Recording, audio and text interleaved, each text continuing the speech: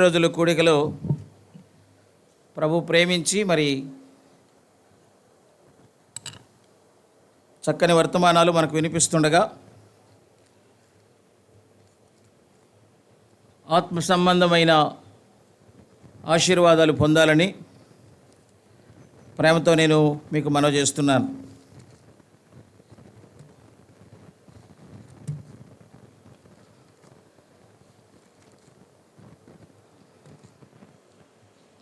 ఒక సంగతి మీకు తెలియజేయాలి. ఏంటంటే వెళ్ళేవాళ్ళు వెళ్ళక చాప చుట్టుకొని వెళ్ళినట్టుగా ఉంది. అర్థమవుతుందా?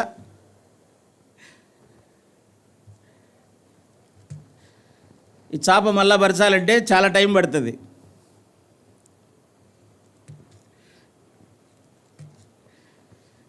దేవుని వాక్యాన్ని చదువుకుందాం.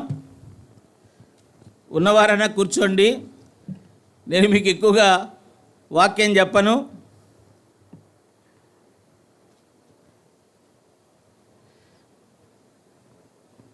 ఇప్పటికే సమయం చాలా అయింది కాబట్టి మధ్యాహ్నం అతి కష్టం మీద కూర్చొని ఉన్నారు. అతి కష్టం మీద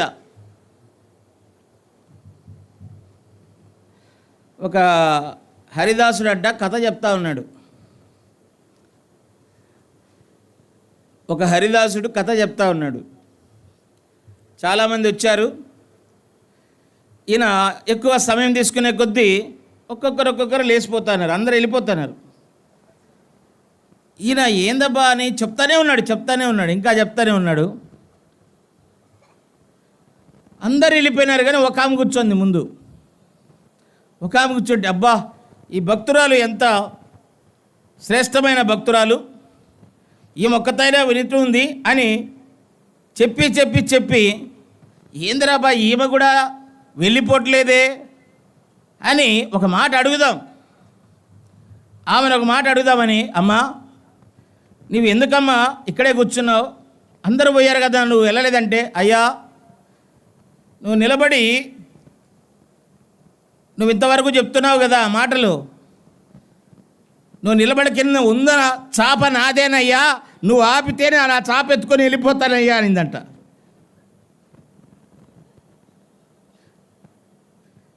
అట్లా ఇక చాప ఎత్తితే చాలు వెళ్ళిపోయేటట్టున్నారు.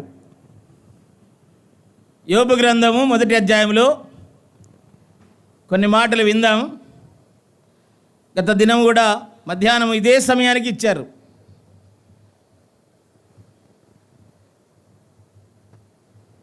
మన కూరల్లో అంతా కూడా ఒక పోపు తెలిసి ఉంటుంది. అదేంటంటే కరివేపాకు. దాన్ని ఎవరు తినరు, తీసి పారేయడమే. తీసి అట్లా పారేస్తారనమాట. అర్థమైందా?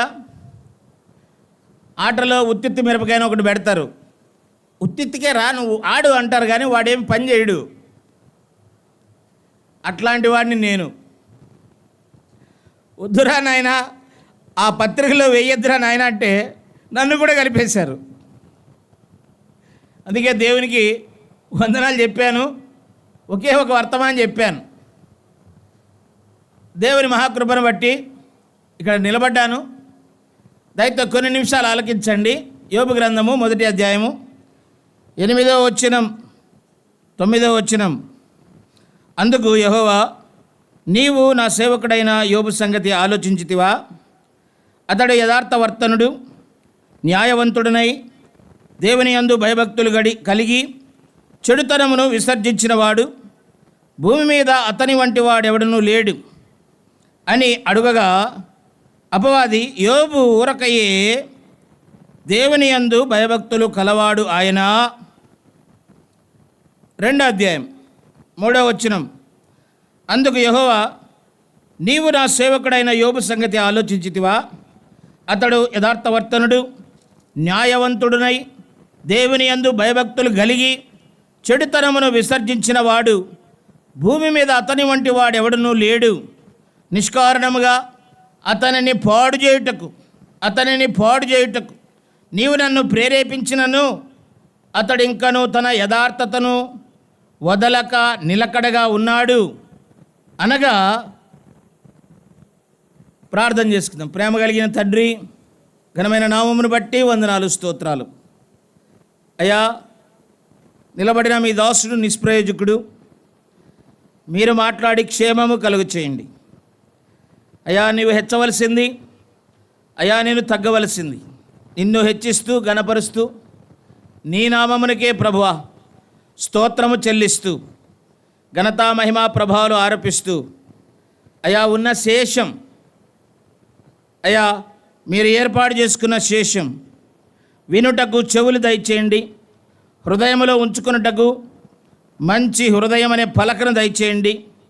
నీ మాటలు రాసుకొని అయా మా తండ్రి ఆ ప్రకారము చేయుటకు కృప చూపించమని, ఈ సమయాన్ని ఆశీర్వాదకరంగా చేయమని యేసు ప్రభు నామములోనే ప్రార్థన చేసి అడిగి వేడుకుంటున్నాము తండ్రి.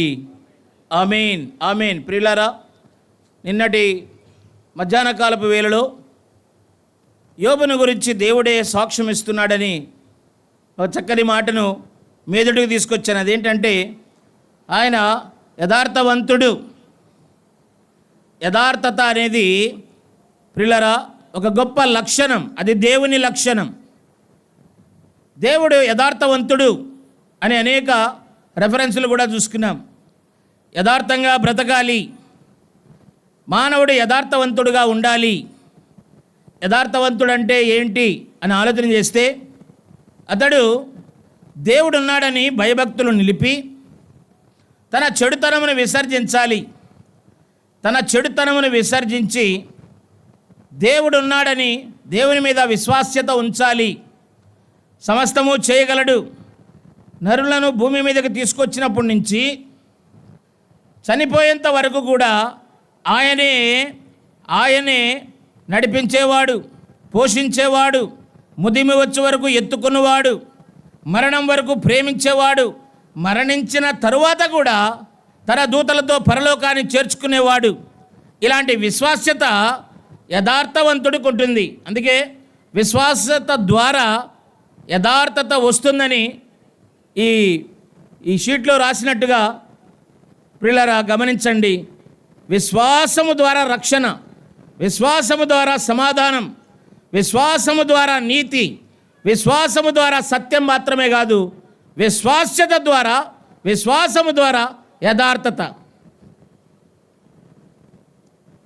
ఈ సాయంత్రం ఎంతమంది మనం యథార్థవంతులుగా ఉన్నామో ఒకసారి ఆలోచన చేయాలి. యథార్థవంతుడు మాట ఇచ్చి తప్పేవాడు కాదు, కీర్తన 15లో అన్నాడు. యథార్థవంతుడు నష్టము కలిగినా తన ద్రవ్యమును వడ్డీకి ఇవ్వడు అన్నాడు. అబద్ధమాడడు, మాట తప్పనివాడు. అర్థమవుతుందా? ఎన్నిసార్లు మాటలో నీవు నేను తప్పిపోయాం, ఎన్నిసార్లు మన సొమ్మును వడ్డీకి ఇస్తూ ఉన్నాం, ఎన్నిసార్లు ప్రియులారా అబద్ధమాడుతున్నాం. ఇవన్నీ ఆలోచన చేస్తే మనలో కొంత కూడా యథార్థత అనేది లేదు. ఇది ఒప్పుకొని తీరాలి. కానీ నా సేవకుడైన యోబు ఎలాంటి వాడో నీవు ఎరుగుదవా? మరీ విశేషణం ఎక్స్క్లమేటరీ ఏంటంటే, భూమి మీద అతని వంటి వాడు, చెప్పాలి అందరూ, భూమి మీద అతని వంటి వాడు లేడు. ఎవరిస్తున్నారు ఈ సాక్ష్యము? దేవుడే. ఎవరి దగ్గర ఇస్తున్నాడు? అపవాది ముందు చెప్తున్నాడు. అపవాది ముందు ఒక వ్యక్తి గురించి చక్కని సాక్ష్యం చెప్తున్నాడు. అపవాది గురించి ప్రియులారా, అపవాది ఒప్పుకుంటాడా? అందుకే అపవాది 3 సంగతులు నేను చెప్పాను నిన్న. వాడు ప్రేరేపించేవాడు, వాడు పాడు చేసేవాడు, రెండో సంగతి. మూడో సంగతి, వాడు పారిపోయేవాడు. అర్థమైందా? కొంచెం నిద్ర ఏదైనా వస్తూ ఉంటే దయచేసి ఒక్కసారి సిలువ వైపు చూడండి. సాతానుడు బాగా నిద్ర పంపిస్తాడు. ఏమి వింటాంలే, ఎంత బాగుంది చూడు, జోలపాట పాడతాడు ఆయన, ఎంత చక్కగా ఉందో చూడండి. చిన్నగా జారుకోండి అంటారు. అది ఏమి నిద్ర కానీ కొంతమందికి బస్సు ఎక్కుతానే నిద్ర వస్తే గుర్ర గుర్ర అని పెడతా అంటారు. కొంతమందికి మామూలుగా కూర్చుంటేనే నిద్ర వస్తూ ఉంటుంది. నిద్ర పట్టలేము, ఎందుకంటే శరీర దౌర్బల్యం. తింటాం కదా,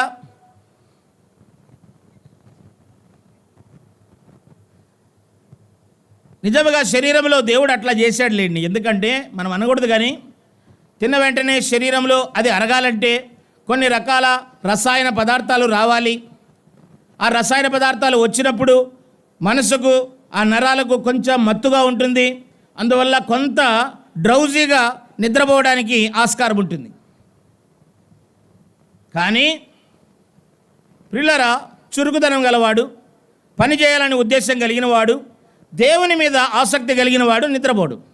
ఇప్పుడు చెప్పండి, మనము దేవుని మీద ఆసక్తి కలిగిన వారమా, ఆహారం మీద ఆసక్తి కలిగిన వారమా? చాలామంది నిద్రమత్తులై ఉన్నారు. దేవుని జ్ఞానం వారికి లేదు అన్నాడు. కొరింథీ పత్రికలో మొదటి పత్రిక 15వ అధ్యాయంలో అని అన్నాడు, దుష్ట సాంగత్యము మంచి నడవడిని చెడుపును. మోసపోకండి, దేవుడు వెక్కిరింపబడడు. దుష్ట సాంగత్యము అర్థమైందా? సోమరులాగా, పని లేని వారిలాగా మనం ఏం చేస్తున్నామంటే తిని కుబ్బాలు తిని, అర్థమైందా, కుంభకరుణ్ణి నిద్ర వేసి దేవుని పని వద్దు, దేవుని పాటలొద్దు, అరే పాటలు నేర్చుకోండిరా, చక్కగా పాడండిరా అంటే నేర్చుకునేదిలే ఏమిలే, కుంభాలు తినేది, నిద్రపోయేది. ఈడకొచ్చి పాటలు పాడతాం, మేము వాక్యం చెప్తాం నాలాగా. దేవునికి అది ఇష్టం కాదమ్మా. ఈ దాసుని ఏమంటున్నా అంటే, నా సేవకుడు అయిన యోబు సంగతి నీవు ఆలోచించితివా? భూమి మీద అతని వంటి వాడు ఎవడు లేడు. ఏంటి ఆయన ప్రత్యేకత? భూమి మీదనే అతని వంటి వాడు లేడని దేవుడే సాక్ష్యం ఇస్తున్నాడు. మనం ఏమనుకుంటాం తెలుసా? ఆయనేనా పెద్ద పొడిసిన మనిషి, ఆయనేనా పెద్ద శౌర్యము కలిగిన వాడు, ఆయనేనా పెద్ద రోషము కలిగిన వాడు, ఆయనేనా వీరోచితుడు, ఆయనేనా సూర్యుడు, ఆయనేనా బలాఢ్యుడు అని మనము కావాలని మనసులో కూడా అనుకుంటాం. అమ్మా, దేవుడు ఏదైనా కార్యము చేయగా దాన్ని తిప్పివేస్తే ఎవడు కూడా తిప్పివేయలేడు. ఆయన కార్యము చేస్తే ఎవడు కూడా ఏం చేయలేడు. ఆయన సాక్ష్యం ఇస్తే ఇంక ఎవడేం చేయలేడు. కానీ ఈ లిల్లిపుట్టుగాడు వచ్చాడు, ఎవడాడు? సాతానుడు. వాడు ఎలాగొచ్చాడు? భూమి మీద అటు ఇటు తిరుగుతూ, ఒక సమయం వచ్చినప్పుడు దేవుని పిల్లలందరూ, దేవుని దూతలందరూ వెళుతుంటే వారి సాట్న దాక్కొని దేవుని దగ్గరికి వెళ్ళాడు, దేవుని సన్నిధికి వెళ్ళాడు. దేవునికి తెలీదా? దేవునికి తెలుసు. వీడు ఎందుకు వచ్చాడో చూస్తానని దేవుడు కూడా ఆగి ఉండగా వాడిని చూచాడు. ఎక్కడి నుంచి వచ్చావు అన్నాడు. వాడు అంటున్నాడు, భూమి మీద నేను అటు ఇటు తిరుగుతూ అటు ఇటు తిరుగుతున్నాడు. వాడు సర్వలోకము చుట్టూ తిరుగుతున్నాడు. వాయుమండల అధిపతి వాడు ఈ భూలోకమంతా తిరుగుతూ అందరినీ మోసపుచ్చుచ్చు అని ప్రకటన గ్రంథం 14వ అధ్యాయంలో ఉంది. సర్వలోకమును మోసపుచ్చుచున్న ఆ అపవాది, ఆ ఘట సర్పము అని రాయబడి ఉంది. ఇక కాలము కొద్దిగా ఉందని అందరినీ మోసపరుస్తూ అందరినీ దేవుని నుండి దూరం చేయాలని వాడు ప్రణాళిక చేశాడు.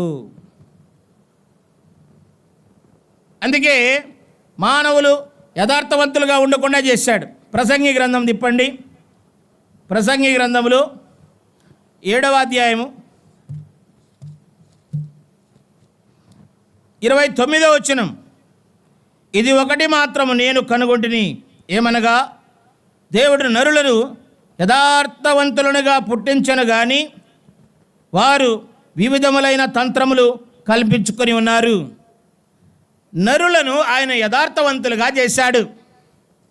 కానీ పెరగంగా పిల్లవాడు బూతులు ఆడుతున్నాడు, పిల్లవాడు అసూయకు వచ్చేసాడు, పిల్లవాడు పొడవడానికి వచ్చాడు, పిల్లవాడు కాముకత్వానికి వచ్చాడు. పిల్లవాడు దౌర్జన్యాలు చేస్తున్నాడు. పెద్దవాడైపోయిన తర్వాత వాడి ఇష్టం వాడిది అయిపోయినాడు. దీనికి అంతా కారణం ఏంటి? పాప స్వభావము, పాప నియమము మానవుల్లో ఉంది. కాబట్టి వివిధములైన తంత్రములు కల్పించుకొని భూమి మీద వాడితో ఏకీభవించి, అందుకే కొరింథీయులకు రాసిన 2వ పత్రికలో అన్నాడు, సాతాను కుతంత్రములను మనము ఎరగని వారము కాము అన్నాడు. సాతాను కుతంత్రాలను మనము ఎరగని వారము కాము. దేవుని యొక్క కృపను బట్టి సాతాను తంత్రాలను ఎరగడానికి దేవుడు జ్ఞానం ఇస్తూ ఉన్నాడు. ఎలాగనిస్తున్నాడు? వాడు ప్రేరేపిస్తున్నాడంట. ఎఫెసీయులకు రాసిన పత్రిక 2వ అధ్యాయం 2వ వచనం. ఎఫెసీయులకు రాసిన పత్రిక 2వ అధ్యాయము 2వ వచనం చూడండి.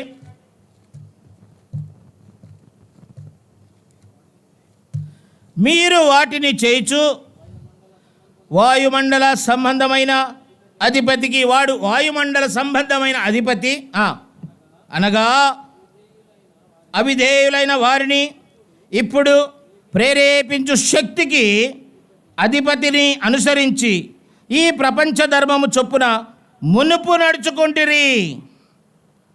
ఇప్పుడు ప్రేరేపించు శక్తి, వాడు ఒక అధిపతి, ఈ వాయుమండలానికి అధిపతి. అవిధేయులైన వారిని వాడు ఏం చేస్తాడు? ప్రేరేపిస్తాడు. అవిధేయులైన వారిని ప్రేరేపిస్తాడు. అమ్మ, అర్థమైందా? యథార్థవంతులుగా పుట్టించాడు దేవుడు. యథార్థవంతుడిగా బ్రతికితే బాగుండేది. ఈ సాతానుడి మధ్యలో వచ్చాడు కదా భూమి మీదకి. తేజో నక్షత్రమా నీ వెట్లు కింద పడితివి, ఆకాశం నుండి త్రోయబడ్డాడు. కెరాబులలో ఒక సెలెస్టియన్ పవర్, సెరూబులలో ఒక దూత, అలాంటి గొప్ప దూత అయిన వాడు, దేవుని సముఖంలో ఉండవలసిన వాడు, దేవుని స్థానాన్ని కోరుకొని ఉత్తర సభా పర్వతం మీద ఆ సింహాసనం మీద నేను కూర్చుంటే ఎట్లా ఉంటుందని ఆలోచన చేసి మహోన్నతునితో సమానంగా చేసుకుంటానన్నప్పుడు అక్కడ నుంచి త్రోయబడ్డాడు. వాడు వచ్చి పడిందే భూమి మీద పడ్డాడు. ఈ భూమి మీద పడి ఈ భూమండలంలో ఉండి అక్కడి నుంచి పాతాళానికి లేదా నరకంలోకి వెళ్ళి అదంతా కూడా స్వాధీనం చేసుకొని భూమండలం అంతా కూడా వాని స్వాధీనంలో ఉంది. ఈ వాయుమండల అధిపతి ఏం చేస్తున్నాడంట? ఇప్పుడు ప్రేరేపిస్తూ ఉన్నాడు. మనుషులను ప్రేరేపించేవాడు. అయ్యా, నీవు నేను అవిధేయులైతే, దేవుని మాటకు అవిధేయులైతే వాడు ప్రేరేపిస్తాడు, వాడి చెరలోనికి తీసుకుంటాడు. అవ్వతో అన్నాడు ఒక మాట, అమ్మా ఇది నిజమా అన్నాడు. ఒక మాట చాలండి, ఒక చుక్క చాల విషం మొత్తము కదా పాలన్నిటినీ చెడిపివేయడానికి, జీవితాన్ని సర్వనాశనం చేయడానికి ప్రేరణ ఒక్కటే చాలు. ఒక ప్రేరణతో ఏం చేశాడు? అమ్మా ఇది నిజమా, ఇది నిజమా? ఈ మాట ఎవరన్నా అంటే పోవయ్యా అనేవాడు ఎవడు లేడండి.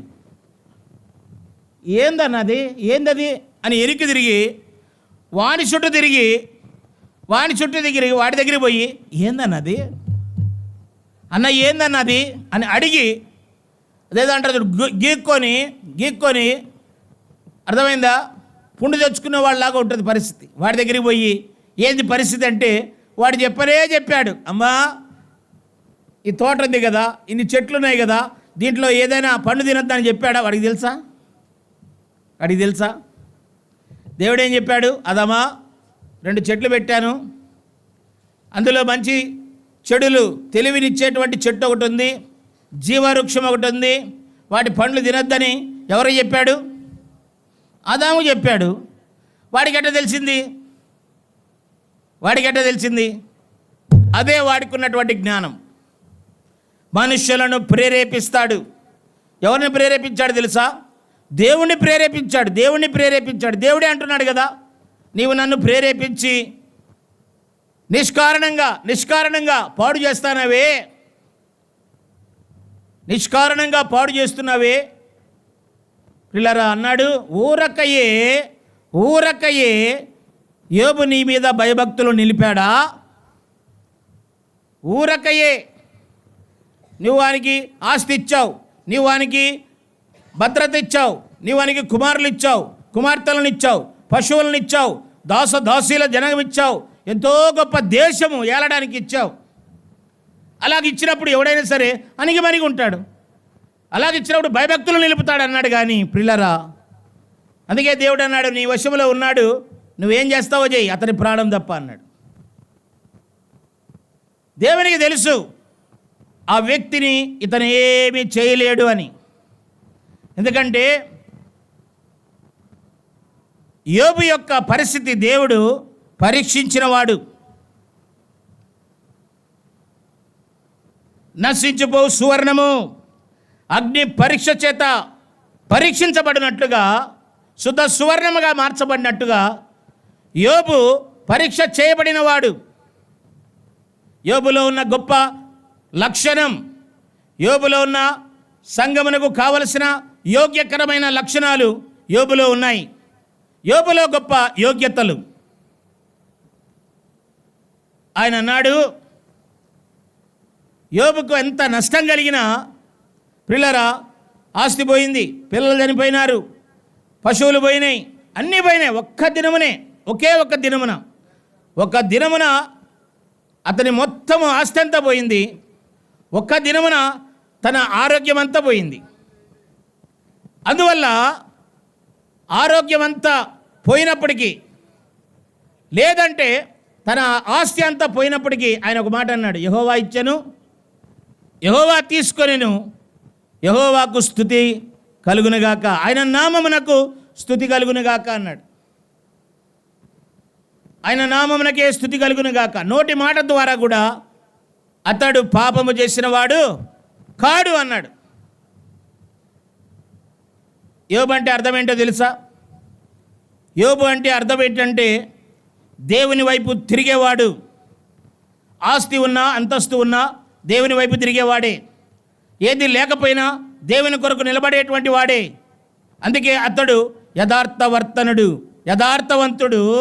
ఏ స్థితిలో అయినా సరే దేవుణ్ణి విడిచిపెట్టడు.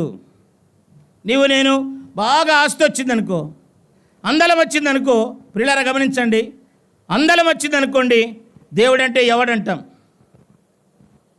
ఆగూరు చెప్పిన ఆ సామెతలో ఒక మాట ఉంది, అయ్యా నాకు ఎక్కువ ధనం అయిపోయింది అనుకో, దేవుడు ఎవడని అంటాను.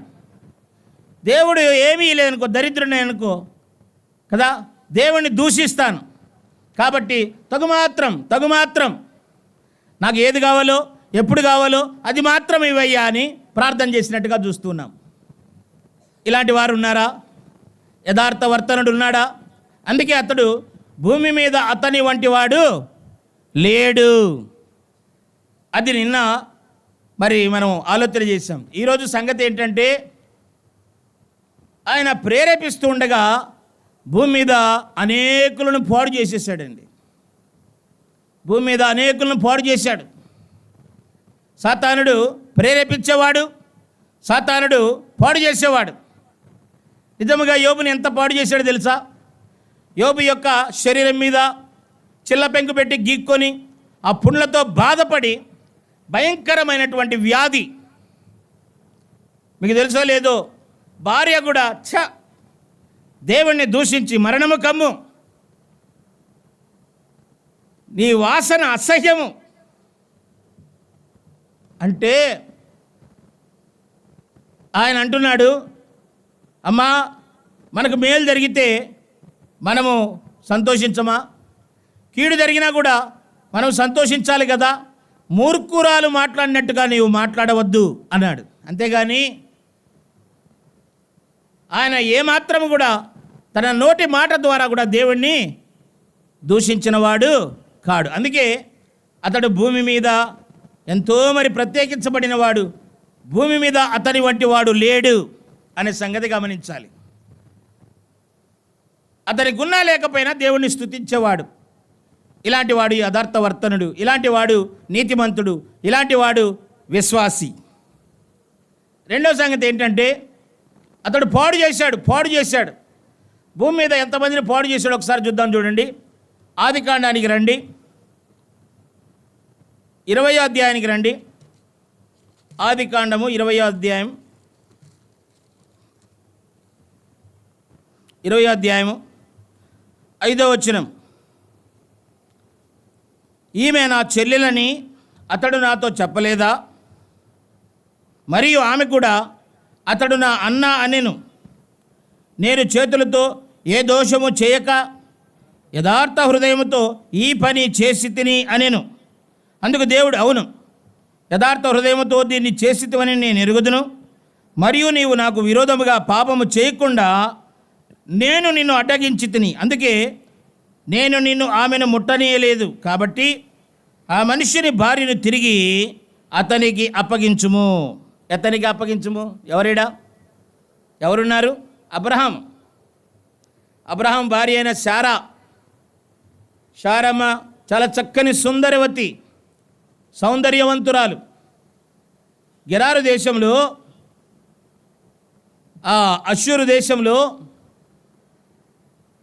అన్యుల మధ్యలో వారు కాపురం ఉన్నప్పుడు వారి భయానికి భయపడిపోయి శారమ్మతో అంటున్నాడు, శారమ్మ, మనం ఎక్కడికి వెళ్ళినా నన్ను చంపేస్తారు నీ అందాన్ని బట్టి. అమ్మ, అర్థమైందా? నువ్వు చాలా అందగత్తెవు కాబట్టి నీ అందాన్ని బట్టి నన్ను చంపేస్తారు. అందువల్ల ఎక్కడికైనా వెళితే నాకు చెల్లెలు అని చెప్పు అని చెప్తే చెల్లెలు అని చెప్పాను. ఆమె కూడా ఆయన మా అన్న అని చెప్పింది. ఈయన కూడా మా చెల్లెలు అని చెప్తే వాడేం చేశాడంట? యథార్థంగా ఆమెను తీసుకొని పోయినాడంట. ఇది ఎక్కడ విడ్డూరం అండి! మనుషుల్ని ఎంత వాడు పాడు చేస్తానాడండి. మనుషుల్ని పాడు చేశాడా లేదా? వాడు రాజు అయి ఉండొచ్చు. ఒకవేళ సహోదరి అయితే తీసుకొని పోయి పెట్టుకోమన్నాడా? ఇది తప్పు కాదు, బలాత్కారం కాదు. అమ్మ, అర్థమైందా? ఒకని సొమ్మును ఆశించొద్దని ఇప్పుడే చెప్పాడు. ఒకని భార్యను కానీ, ఒకని ఎద్దును కానీ, ఒకని సొమ్మును కానీ నీవు ఆశించకూడదు.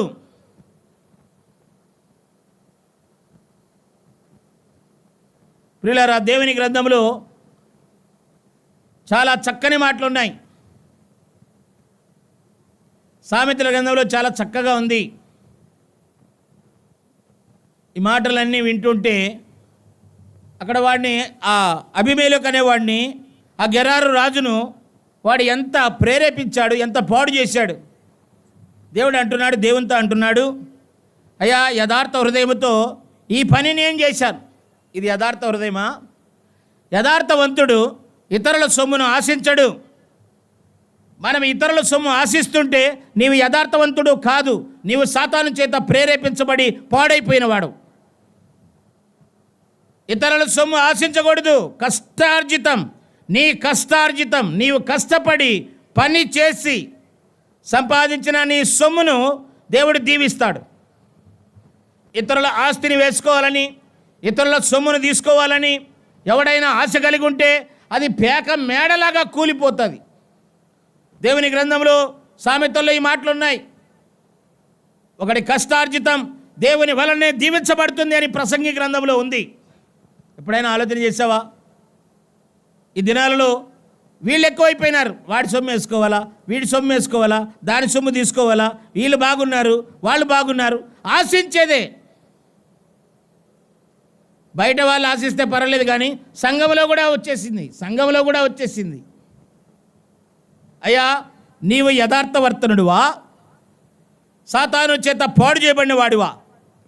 ఆలోచన చేయండి. ఇంకా అన్ని మాటలు చూపించడానికి లేదు, ఒక మాట చూపిస్తాను చూడండి. ఇదే ఆదికాండము 30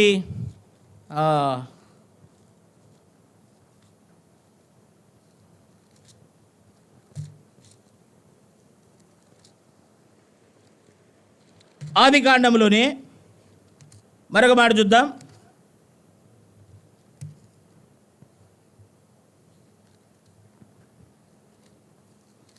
యోసేపు అప్పటికే అమ్మివేయబడ్డాడు. ఎలాగ అమ్మివేయబడ్డాడంటే, తన అన్నలు అతని మీద పగబట్టి అతన్ని అమ్మివేశారు. తండ్రి అతన్ని ప్రేమిస్తూ ఉండగా ఆ ప్రేమను తట్టుకోలేక వారు అమ్మివేశారు. అలాగని అమ్మివేసినప్పుడు వారు ఆ దేశంలో కరువు రాగా, ఆ కరువు వల్ల వారు మరలా ఐగుప్తుకు వెళ్ళి అతని దగ్గర ధాన్యం తెచ్చుకోవాల్సిన అవసరం ఏర్పడింది. అలా ఏర్పడినప్పుడు ఒక మాట అక్కడ ఉంది, నేను చూపిస్తాను.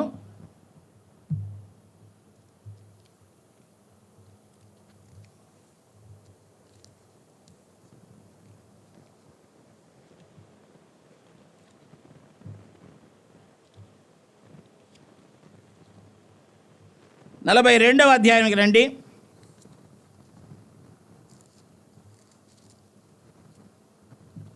42వ అధ్యాయము 11వ వచనం చదువుదాం, చూడండి. మేమందరము ఒక మనిషిని కుమారులం, మేము యథార్థవంతులమే కానీ నీ దాసులమైన మేము వేగుల వారం కామని అతనితో చెప్పిరి.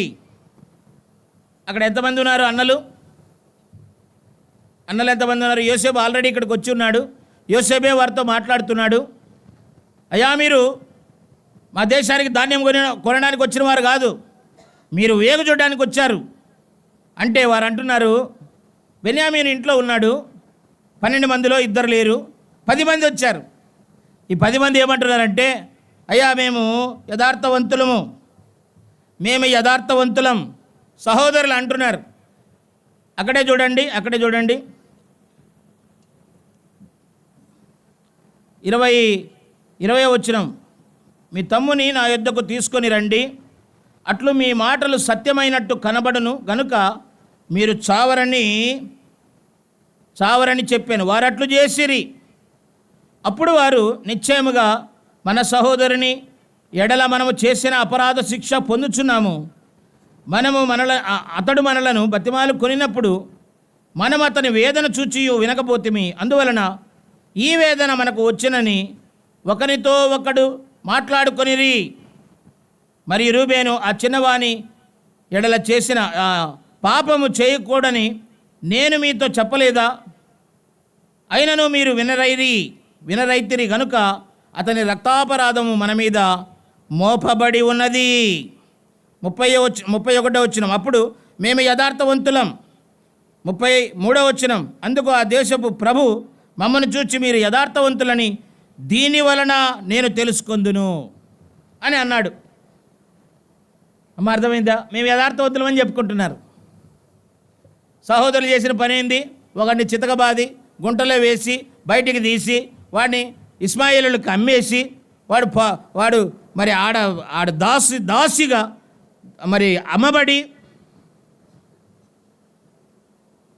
పొతీఫరు ఇంట్లోకి తీసుకురాబడి అక్కడ కూడా అవమానం చేయబడి చెరసాలలో వేయించబడి కదా, చెరసాలలో దేవుని కృపను బట్టి దేవుడు దర్శించి 30 సంవత్సరాల వయసు వరకు అతడు ఎంతో బాధ అనుభవించిన తర్వాత ఆయన యథార్థతను బట్టి, ఎవరు?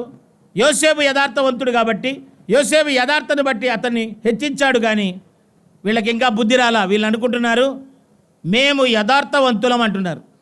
సహోదరుని కొట్టేవాడు, సహోదరుని ప్రేమించలేనివాడు, సహోదరునితో సహవాసం చేయలేనివాడు, సహోదరునితో సమాధానంగా మాట్లాడలేనివాడు యథార్థవంతుడు. ఇవే కదా సంఘాల్లో ఉండేది. అయ్యా, అర్థమైందా? అతడు యథార్థవంతుడు, భూమి మీద అతని వంటి వాడు లేడు అని నీ గురించి సాక్ష్యం ఇస్తాడా? ఈ రోజుల్లో పైకి చెప్పుకుంటున్నారు డంబాలు, కానీ లోపలంతా డొల్లే. వెనక పర్సనాలిటీ, ముందు మున్సిపాలిటీ అయిపోయింది మన బతుకు. లోపలంతా డొల్లే, ఏమి లేదు. పైకి విశ్వాసి అని చెప్పుకుంటున్నారు కానీ లోపల పడిపోయేటట్టుగా ఉన్నారు. సాతాను సంబంధులం, సాతానుతో జతకట్టబడి అసూయ, ద్వేషము, ఈర్ష, కక్షలు, క్రోధాలు హృదయంలో నింపుకొని కత్తులు నూరుకుంటున్నారు. కొన్ని సంఘాల్లో పొడుచుకున్నారండి, కొన్ని సంఘాల్లో గుద్దులాడారండి, కొన్ని సంఘాల్లో నీచముగా మాట్లాడుకున్నారండి, కొన్ని సంఘాల్లో దౌర్జన్యాలు చేశారండి, కొన్ని సంఘాలను కాల్చివేశారు. ఎవరో కాదు, సహోదరులే. సహోదరుల మధ్య ప్రేమ ఉందా? 133వ కీర్తనలో మొదటి చరణం ఏముందన్నా? సహోదరుల ఐక్యత కలిగి నివసించుట ఎంత మేలు, ఎంత మనోహరము. దేవుడు ఎందుకు ఈ మాట చెప్పాడు? ఐక్యంగా ఉండండిరా, అది హెర్మోను మంచు మీద అదిగో జారుతున్నటువంటి మంచుతో సమానం అని మాట్లాడితే ఆ రమ్యత, ఆ మనోహరం, ఆ పరిపక్వత తీసివేసుకొని మనము యథార్థవంతులమని మాట్లాడుతున్నారు. పాడు చేసేసాడండి, పాడు చేశాడు, వాడు పాడు చేశాడు. మరొక విషయాన్ని ధ్యానం చేద్దాం. చూడండి, మరొక విషయానికి రండి. రాజుల గ్రంథము 9వ అధ్యాయం, మొదటి రాజుల గ్రంథము 9వ అధ్యాయం.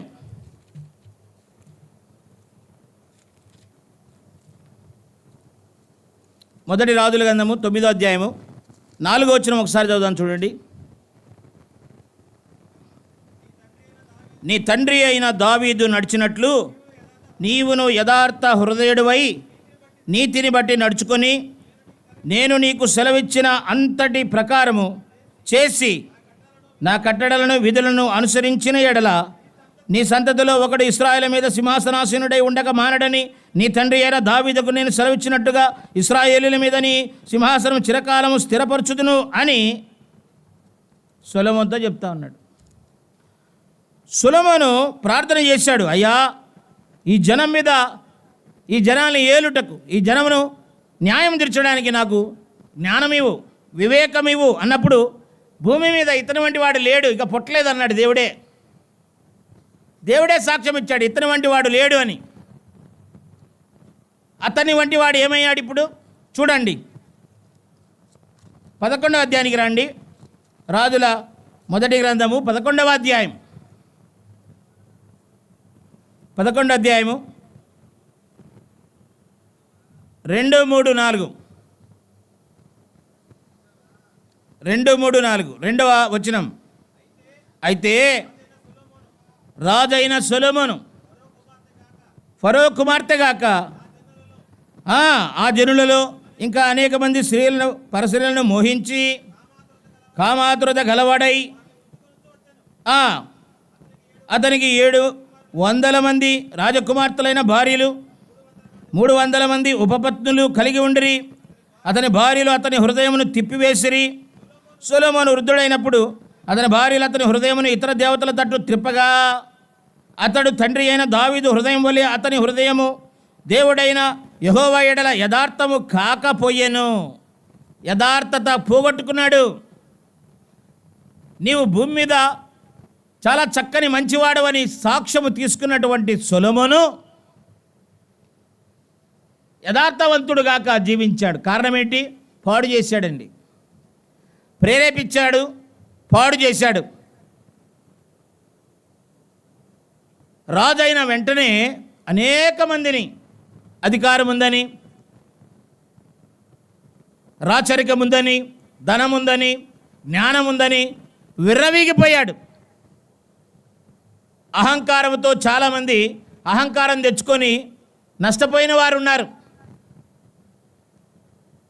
అమ్మ, అర్థమవుతుందా? అహంకారం, గర్వము వెంట అవిధేయత, అవిధేయత వెంట మరణము, ఇవి కొని తెచ్చుకుంటున్నారు. కారణం ఏంటంటే వాడు ప్రేరేపిస్తాడు, వాడు పాడు చేస్తాడు. ఇలాగున ఎన్నో విషయాలు మనం చూడొచ్చు. కానీ దేవుని గ్రంథంలో ఇతని వంటి వాడు లేడు అన్నవాడు కూడా పడిపోయిన వారుగా ఉన్నారు. నోవాహు ఇతని వంటి వాడు, ఇతడు కృప పొందినవాడు, ఆ దినముల్లో కృప పొందినవాడు అన్నాడు. కానీ నోవాహు ద్రాక్ష తోట వేసి మత్తుడై పడిపోయాడు. దేవుని కృపను బట్టి అతడు విశ్వాస వీరుల పట్టీలో ఉన్నాడు. కానీ కొంతమంది విశ్వాస వీరుల పట్టీలో కూడా లేకుండా పోయినారు. అమ్మా, నీవు నేను యథార్థవంతులుగా ఉన్నామా? సాతానుడు ప్రేరేపించగా పాడైపోయిన జీవితంలో ఉన్నామా? ఒక మాట నేను చూపించి ముగిస్తాను, ఎందుకంటే ఇంకా కాలాతీతమైంది. విన్నా కూడా ఇంకెక్కదు. కొంత సమయమే, మనిషికి కొంత సమయమే. మామూలుగా 20 నిమిషాలు చెప్తే అయిపోతుంది. ఇందులో సాచురేషన్ అయిపోతుంది. సాచురేషన్ అంటారు దాన్ని. ఇంకా సాచురేషన్ మించింది అనుకో, మెంటల్గా ఆడతారు. వద్దు, బాగుండదు, చాలు ఇలాంటివి వస్తా అంటే ఒకడు ఇప్పుడే పోతా అన్నాడు. కారణం ఏంటంటే ఎక్కువైపోయింది, సాచురేషన్ ఎక్కువైపోయింది. 31వ అధ్యాయం యోబు గ్రంథము 31వ అధ్యాయం. యోబుకి అంత ధనం ఉంది కదా, యోబుకు అంతమంది పనివారు ఉన్నారు కదా, యోబుకు చాలా గొప్ప పేరుంది కదా, అలాంటి వాడు ఏదైనా చేయొచ్చు. 31వ అధ్యాయం 1వ వచనం, నేను నా కన్నులతో నిబంధన చేసుకుంటుని, కన్యకను నేను అలాగూ చూచెదను, అలాగున చేసిన ఎడల పరమనున్న దేవుని ఆజ్ఞ ఏమగును అని మాట్లాడాడు. అంత మాత్రమే కాదు, 9వ వచనం, నేను హృదయమున పరశీలిని మోహించిన ఎడల, నా పొరుగువాని ద్వారమున నేను పొంచి ఉన్న ఎడల, నా భార్య వేరొకరి తిరగలి విసురునుగాక, ఇతరులు ఆమెను కూడుదురుగాక అని మాట్లాడుతున్నాడు. డబ్బు ఎక్కువైతే, అధికారం ఎక్కువైతే, రాచరికం ఎక్కువైతే మన వాళ్ళు చేసే పనులే ఇవి. వాడు ప్రేరేపిస్తాడు, వాడు పాడు చేస్తాడు. కానీ యోబు కళ్ళతో నిబంధన చేసుకున్నాడు, అలాంటి చూపు నాకు వద్దు. 27వ వచనం, నా హృదయము రహస్యముగా ప్రేరేపించబడి వారి తట్టు చూచి నా నోరు ముద్దు పెట్టిన ఎడలను పరమనున్న దేవుని దృష్టికి నేను వేషధారి అవుతాను అని మాట్లాడుతున్నాడు. వేషధారి. ఎంతమంది వేషాలు వేస్తున్నారండి సంఘాల్లో. చూస్తూ ఉన్నాడు, దేవుడు చూస్తూ ఉన్నాడు. ఏదో ఒక రోజున లెక్క అప్పచెప్పాలి. దేవుని సింహాసనం ఎదుట నీ లెక్క చూసేటువంటి రోజు వస్తుంది. మన ఇష్టం కాదు, దేవుని చిత్త ప్రకారం చేసిన వాడు నిరంతరము నిలుచును. మన ఇష్టానుసారంగా చేస్తే కాలిపోతావు, దేవుని తీర్పులను కాలిపోతావు. నిబంధన చేసుకున్నాడు. 33వ వచనం చూడండి, అక్కడే, ఆదాము చేసినట్లు నా దోషములను దాచిపెట్టుకొని మహాసమూహమునకు భయపడియు కుటుంబముల తిరస్కారమునకు జడిసియు నేను మౌనంగా ఉండి ద్వారము దాటి బయలు వెళ్ళక రొమ్ములో నా పాపమును కప్పుకొని ఎడల పరమనున్న దేవుని దృష్టికి నేను వేషధారిని అవుదును. ఆదాము ఏం చేశాడంట? పాపాన్ని కప్పుకొని ఒప్పుకోకుండా ఆ జీవవృక్ష ఫలం కూడా తినాలని ఆశపడినప్పుడే ఖడ్గా జ్వాలలు కలిగినటువంటి దూతలను పెట్టి ఆదామును వారిద్దరిని కూడా ఆ పరదేశంలో నుంచి, ఏదోను వనం నుంచి పంపించి వేశాడు. గెట్ అవుట్ ఫ్రమ్ హియర్ అన్నాడు. ఎంతగానో ప్రేమించి తన స్వహస్తాలతో చేసినటువంటి ఆదామును దేవుడు, నిత్యము సహవాసం చేసేటువంటి ఆదామును, ప్రేమించి భార్యను ఇచ్చినటువంటి ఆదామును, సంఘము రాబోయే దినాల్లో ఇలాగూ చేయాలి అని ఆశ కలిగి సంకల్పం కలిగి మనుషులందరినీ పరిశుద్ధులుగా చేయాలనుకున్నటువంటి దేవుడు ఆదామును బయటికి తరిమివేశాడు, బయటికి పంపివేశాడు. కారణం ఏంటంటే ఆదాము హృదయంలో పాపం పెట్టుకొని వేషధారి అయిపోయాడు. కానీ యోబు అంటున్నాడు, నేను వేషధారిని అయిపోతాను కాబట్టి నేను పాపమును కప్పుకొనలేదు, పాపమును ఒప్పుకున్నాడు. అమ్మా, పాపం అనేది పిల్లరా చూడడానికి చాలా బాగుంటుంది. పాపము రుచి కూడా చాలా బాగుంటుంది. తిన్న తర్వాతే, దాంట్లో పడిన తర్వాతే ఎలాగున కుడితిలో పడి గిలగిలగలగా ఉట్టుకుంటుందో, మనిషి పైకి లేవలేక జారిపోతాడు, జిగటగల దొంగ ఊబిలో జారిపోతాడు, అలాగున లాగుతూ ఉంటుంది. పాపము వలన వచ్చు జీతం మరణం. పాపము చేయి ప్రతివాడు పాపమునకు దాసుడు. పాపమునకు దాసులైపోయాం, పాపమునకు అమ్మబడ్డాం, పాపములోనే మనము ఏలబడుతూ ఉన్నాం. సాతానుడు ప్రేరేపించి జీవితాలు పాడు చేస్తూ ఉన్నాడు. అందుకే పాపం అనేది ప్రిల్లరా మనము తీసివేసుకోలేనప్పుడు, పాపరహితుడు, పాపమును తీసివేసేవాడు యేసుక్రీస్తు ప్రభు, పరిశుద్ధుడు. ఆయన ఒక్కడు మాత్రమే పాపమును తీసివేయగలవాడు. ఎందుకంటే భూమి మీద పాపమును తీసివేసే అధికారము ఆయనకొక్కడికే గలదని అన్నాడు.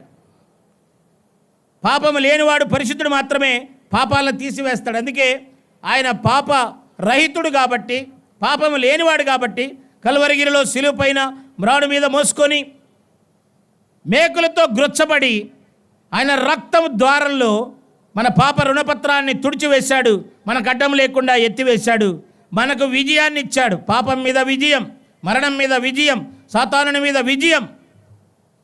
అలాంటి విజయాన్ని కలిగినవాడు భూమి మీద అతని వంటి వాడు లేడు అని యోబుని గురించి సాక్ష్యం ఇచ్చాడు. నిజమే, నీవు నేను పరిశుద్ధుడిగా జీవించాలంటే, నీవు నేను యథార్థవర్తనుడిగా జీవించాలంటే ప్రియులారా గమనించండి, పాపమును ఒప్పుకోవాలి. దేవా నేను పాపినంటే ఏం పోదు, నీ కులం పోదు, మతం పోదు. ప్రియులారా నీ పాపం పోతుంది, పరిశుద్ధుడు అవుతావు. దేవుని బిడ్డగా నువ్వు మార్చబడతావు. ఇది సువార్త. సువార్తలోనే ఉంది పరిశుద్ధత, సువార్తలోనే ఉంది ప్రియులారా మన హృదయాలకు యథార్థత. దేవుడి మాటలు దీవించునుగాక. ప్రార్థన చేసుకుందాం.